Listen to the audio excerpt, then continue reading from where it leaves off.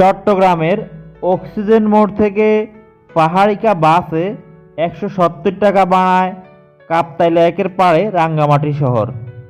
রাঙ্গামাটির reserve বাজার থেকে এই বোটে করে আমরা যাব লংগদু উপজেলা।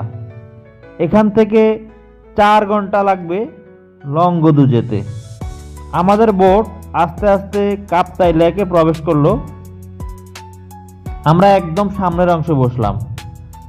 যেতে যেতে কাপ্তাই লেকের দুই পাড়ে প্রকৃতি এবং জনজীবন দেখতে পারেন। এখানে রাজবন বিহার পথেই পড়বে পাহাড়ি কলা লোকাল এলাকা থেকে শহরে আসতেছে। এটা হচ্ছে বরকল উপজেলার পাশ দিয়ে আমাদের বোট যাচ্ছে শুভলংয়ের দিকে।